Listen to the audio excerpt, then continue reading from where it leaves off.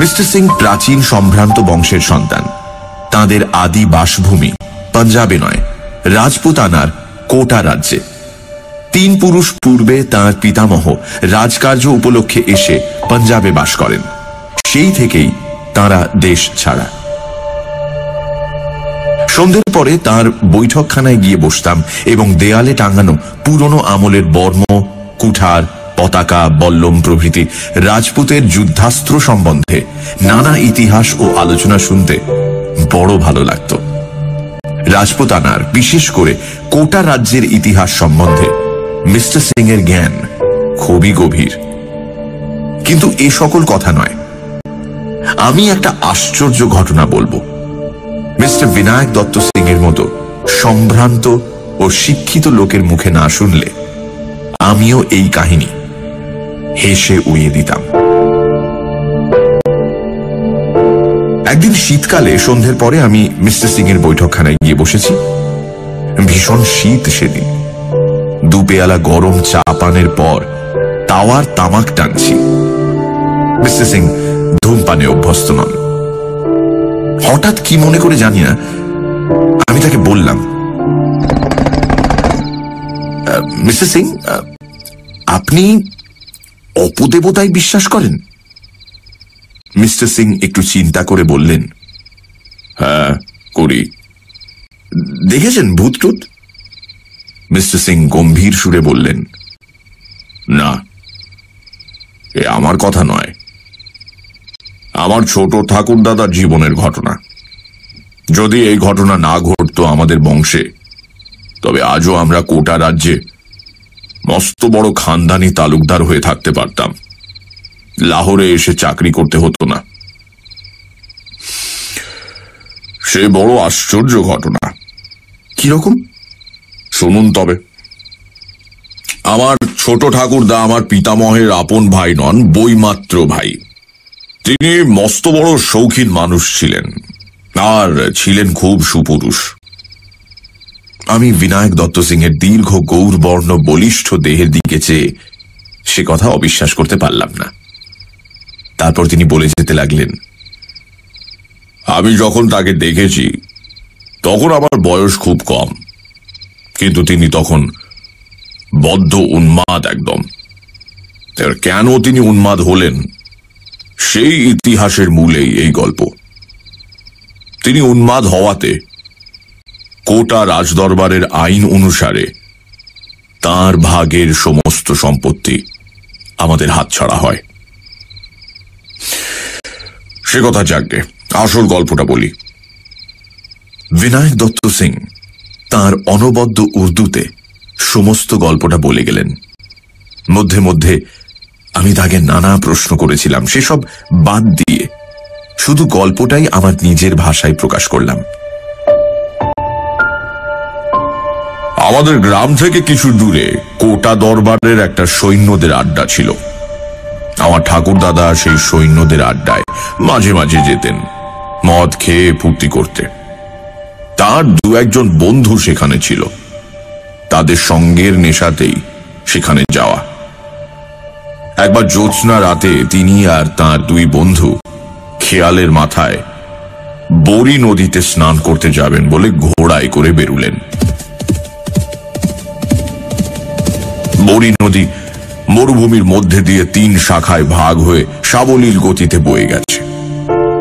যে সময়ের কথা বলা হচ্ছে তখন এই ত্রিস্রোতা নদীর প্রথম ধারাটিতে আদৌ জল ছিল না। মাঝের শাখাটিতে ওই হাঁটুখানেক জল, তারপর মাইলটাক বিস্তৃত চড়া, তার ওপারে আসল ধারা, অনেকখানি জল তাতে। যাবার পথে একজন বন্ধুর কি খেয়াল হলো, তিনি প্রথম ধারার বালির ওপর ঘোড়া থেকে নেমে চিৎপাত হয়ে শুয়ে পড়লেন, আর কিছুতেই উঠতে চাইলেন না। বাকি বন্ধুটি আর আমার ঠাকুরদাদা অগত্যা তাকে সেখানেই বালিতে শুইয়ে রেখে চলে গেলেন। বলাই বাহুল্য 3 জনের মধ্যে কেউই ঠিক প্রকৃতস্থ অবস্থায় ছিলেন না। আমার ঠাকুরদাদা বড় ধারা অর্থাৎ আসল বড়ি নদীর কাছে এসে পেছন ফিরে চেয়ে দেখলেন তার বন্ধুটি ঘোড়া থামিয়ে বালির চড়ার পশ্চিম দিকে ভীত ও বিস্মিত দৃষ্টিতে চেয়ে আসেন।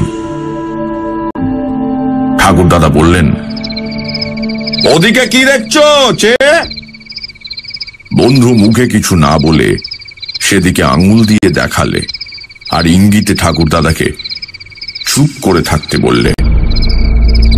ঠাকুরদাদা চেয়ে দেখলেন বালির চড়ার ঠিক মাঝখানে অস্পষ্ট ধরনের কতগুলি মনুষ্য মূর্তি চক্রাকারে ঘুরছে। কিছুক্ষণ চেয়ে দেখে মনে হলো ওরা যেই হোক হাত ধরাধরি করে ঘুরে ঘুরে নৃত্য করছে। সেই নির্জন স্থানে রাতে কাদের এমন আমোদ লেগেছে যে লোক চলাচলের অন্তরালে নৃত্য করতে যাবে বুঝতে না পেরে তারা দুজনেই অবাক হয়ে সেদিকে চেয়ে রইলেন। কাছে কেউ কেন গেলেন না সে কথা আমি বলতে পারবো না, কারণ শুনিনি। হয়তো এদের মত্ত অবস্থায় সব দৃশ্যটার জন্য দায়ী, এই ভেবে তারাও কাউকে কথাটা বলেননি সেই সময়। এরপরে আরো বছর 3 কেটে গেল। ত্রিস্রোতা বড়ি নদীর প্রধান স্রোতধারার 3 মাইল উত্তরে মরুভূমির মধ্যে একটা বড় লবণাক্ত জলের হ্রদ আছে। এর নাম নাহারা নিপট অর্থাৎ ব্যাঘ্র হ্রদ। এই হ্রদের দূরে দূরে প্রায় চারিদিক থেকে ঘিরে ধরেছে পাহাড় শ্রেণী। এই পাহাড় শ্রেণী কোথাও 1000 ফুট উঁচু, কোথাও তার চেয়ে কিছু বেশি উঁচু। হ্রদ ও পাহাড় থেকে খনিজ লবণ পাওয়া যায় বলে কোটা দরবার থেকে মাঝে মাঝে এর ইজারা দেওয়া হতো ব্যবসাদারদের। আমার ঠাকুরদাদা আগের ঘটনার প্রায় 3 বছর পরে একদিন এই হ্রদের জলে বালি হাঁস শিকার করতে যাবেন ঠিক করলেন। গভীর রাতে বালি হাঁসের দল হ্রদের জলে দলে দলে চড়ে বেড়ায়, এ কথা তিনি শুনেছিলেন। একটা ঘাসের লতা পাতার ছোট্ট ঝুপড়ি বেঁধে তিনি তার মধ্যে লুকিয়ে থাকবেন দিনের বেলা, কারণ মানুষ দেখলে হাঁসের দল আর নামবে না। তা সব ঠিকঠাক হলো, কিন্তু 2-1 বৃদ্ধ লোক নিষেধ করল রাতে নাহারা হ্রদের ত্রিসীমানাতেও যাওয়া উচিত নয়। কেন সে ব্যাপারে তারা স্পষ্ট করে কিছুই বলল না, শুধু বলল জায়গাটা ভালো নয়। ভাইজি নামে একজন বৃদ্ধ ভিল আমাদের প্রজা ছিল। সে বলল কোটা দরবারের নিমাক মাহালের ইজারাদার এক বেনিয়ার সে চাকর ছিল তার যৌবন বয়সে।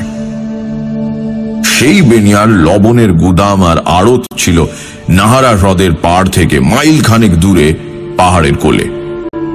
সে সময় সে দেখেছে হ্রদের ওপর আকাশ হঠাৎ গভীর রাতে যেন দিনের আলোকে আলোকিত হয়ে উঠল। কেমন যেন অদ্ভুত শব্দ হচ্ছে হ্রদের জলে। মোটের ওপর রাতে হ্রদের ধারে কেউ যায় না। অনেক দিন থেকে স্থানীয় লোকদের মধ্যে ভয় রয়েছে। একবার এক রাখাল হ্রদের ধারে রাত কাটিয়েছিল। সকালবেলা তাকে সম্পূর্ণ উন্মাদ অবস্থায় নিমাকের গোদামের কাছে পাইচারি করতে দেখা যায়। আমার ঠাকুরদাদা এসব গাল গল্প শোনবার লোক ছিলেন না। তিনি বুঝতেন ফুর্তি, শিকার, হল্লা, হইচই। লোকটাও ছিলেন দুঃসাহসী ও একগুমে ধরনের। তিনি যাবেনই ঠিক করলেন আর কি। বৃদ্ধ ভিল তাকে বলল, হুজুর, হাঁসের দল যদি জলে নামে তবে সে রাতে কোনো ভয় নেই জানবেন। ঠাকুরদাদা জিজ্ঞেস করলেন, কিসের ভয়? বাঘের? তার চেয়েও ভয়ানক কোনো জানোয়ার হতে পারে। কে জানে হুজুর, আমার শোনা কথা মাত্র ঠিক বলতে পারবো না। তুই সঙ্গে থাক না, বকশিস দেব, বললেন আমার ঠাকুরদা। মাফ করবেন হুজুর, 100 রুপিয়া দিলেও না। রাত কাটাবে কে নাহারা নিপাটের ধারে প্রাণের ভয় নেই। আমরা ভিল, বাঘের ভয় রাখি না। এই হাতে তীর দিয়ে কত বাঘ মেরেছি, কিন্তু হুজুর বাঘের চেয়েও ভয়ানক কোন জীব কি দুনিয়ায় নেই।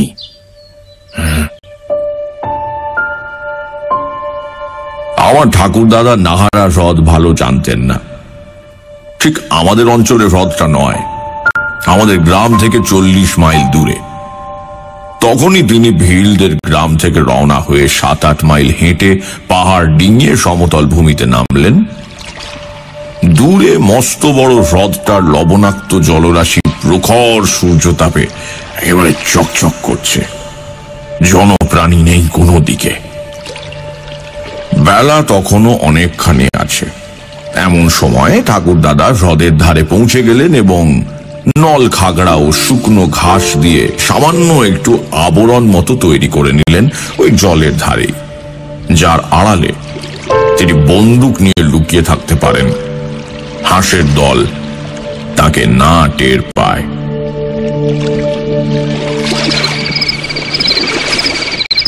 সন্ধ্যে নেমে গেল। রাঙা রোদ দূরের পাহাড়ের গা থেকে মিলিয়ে গেছে অনেকক্ষণ। সুন্দর চাঁদ উঠল পূবের পাহাড় ডিঙিয়ে। কৃষ্ণপক্ষের আঁধার রাত।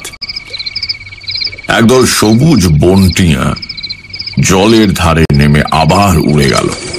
তারা নেমে এসে হ্রদের ধারে বালির চরে বসল। জায়গাটা ঠাকুর দাদার ঝুপড়ি থেকে 200 গজের মধ্যে, কিংবা তার চেয়ে কিছু বেশি। এত দূর থেকে বন্দুকের পাল্লা পাবে না, বিশেষ করে এই জ্যোৎস্না রাতে। ঠাকুর দাদা ভাবলেন, দেখি ওরা কাছে আসে কিনা, বা আরো হাঁসের দল নামে কিনা।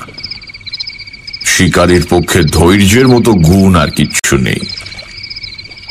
এক দৃষ্টে হাঁসগুলোকে লক্ষ্য করাই ভালো। কিন্তু পরক্ষণেই ঠাকুর দাদা বিস্ময় নিজের চোখ বারবার মুছলেন। আরো খেয়েছেন বটে, কিন্তু তাতে জ্ঞান হারা হবার বা চোখে অত ভুল দেখবার কি কারণ আছে এখনই? তারপর যা ঘটল তা বিশ্বাস করা না করা আপনার ইচ্ছে মিস্টার ব্যানার্জি, কিন্তু এই গল্প আমি বাবার মুখে অনেকবার শুনেছি।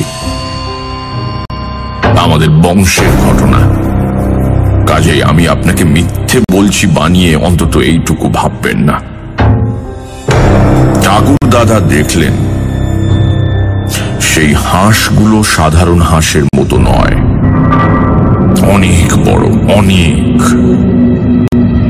অনেক অনেক বড়। হাঁসের মতো তাদের চালচলন নয়। তারপরেই মনে হলো সেগুলো হাঁসই নয় আদপে, সেগুলো মানুষের মতো চেহারা বিশিষ্ট। বেচারি ঠাকুর দাদা আবার চোখ মুছলেন।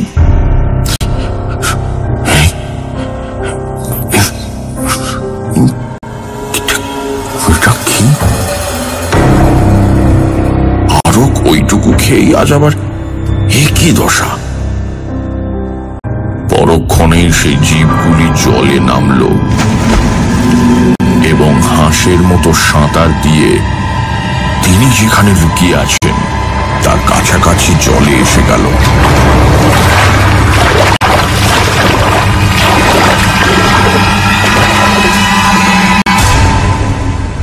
কৃষ্ণা দ্বিতীয়ার পরিপূর্ণ জ্যোৎস্না রাতে বিস্মিত, ভীতচকিত, দুঃসাহসী আরক সেবনকারী ঠাকুর দাদা দেখলেন তারা সত্যি হাঁস নয়, একদল অত্যন্ত সুন্দরী মেয়ে। সাদা তাদের পোশাক, জ্যোৎস্না পড়ে চিকচিক করছে। তাদের হাসি, মুখশ্রী সবই অতি অদ্ভুত ধরনের সুন্দর।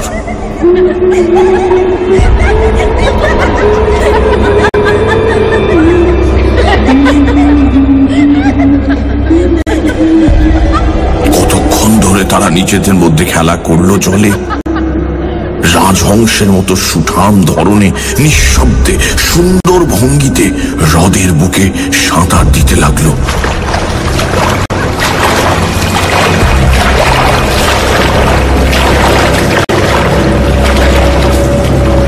তারপর কতক্ষণ পরে সেটাও বেশি ঠাকুরদাদার আন্দাজ ছিল না, কারণ তখন ঠাকুরদাদা সময়ের জ্ঞান হারিয়ে ফেলেছেন।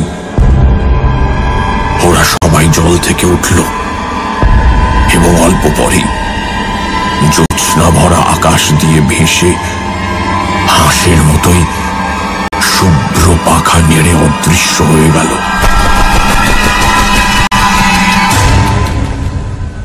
হ্রদের তীরের বাতাস তখনও তাদের অপূর্ব দেহ গন্ধে ভরপুর। আমার ঠাকুরদাদা নিজের গায়ে চিমটি কেটে দেখলেন তিনি জেগে আছেন কিনা। তখন তার আরকের নেশা ছুটে গেছে। একটু পরে রাত ফর্সা হয়ে জ্যোৎস্না মিলিয়ে গেল।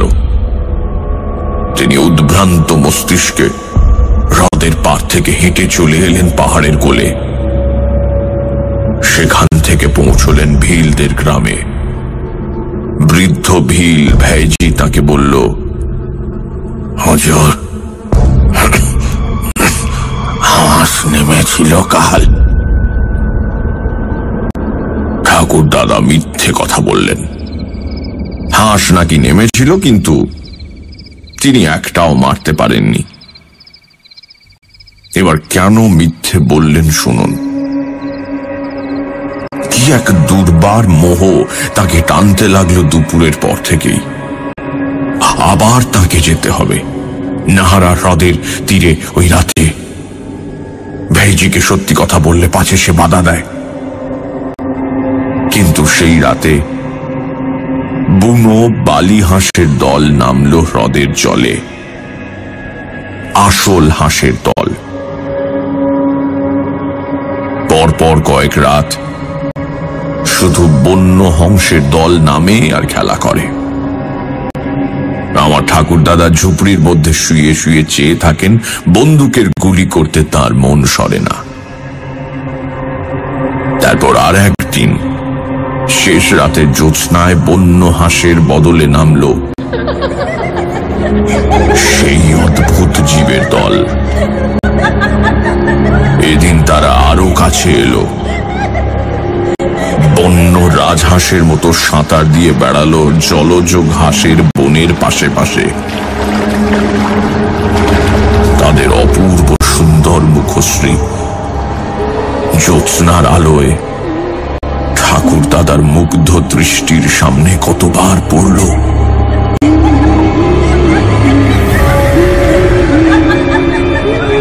রাত ভোর হবার বেশি দেরি নেই। তখনও কিন্তু জ্যোৎস্না আছে। আমার ঠাকুরদাদা কি ভেবে আরকের নেশায় কিংবা ভালো অবস্থায় জানি না, ঝুপড়ি থেকে উঠে ছুটে জলের ধারে চলে গেলেন। বোধহয় ওদের কাউকে ধরতে গিয়েছিলেন।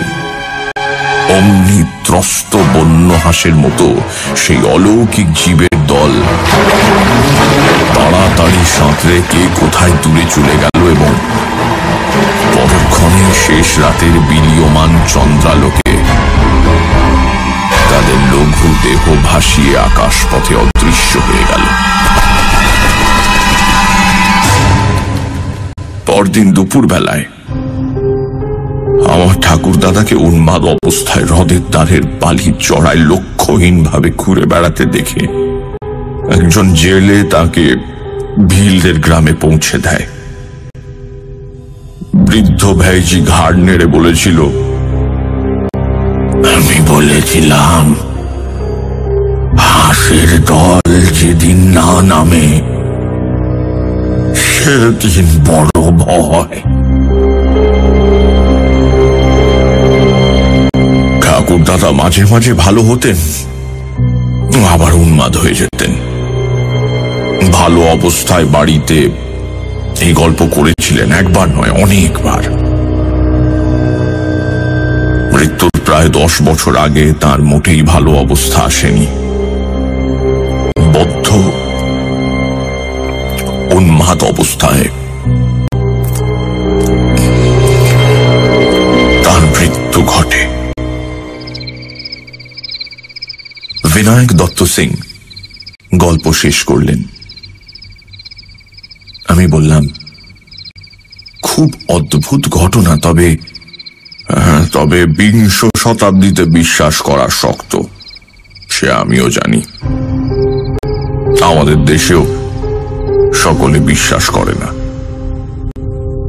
আজ 50 বছর আগেকার ঘটনা বলছি। কেউ বলে ঠাকুর দাদার অতিরিক্ত আরক সেবনের ফলে ওইসব চোখের ভুল দেখা। বন্য হাঁসকে ভেবেছেন আকাশ পরি। আমার কেউ বলে না, আকাশ পরি দেখলেই লোকে পাগল হয়। সেই বৃদ্ধ ভিল ভেইজি, ও তো সেই কথাই বলতো। হাঁসের দল যেদিন না নামে সেদিন মরণ হয়।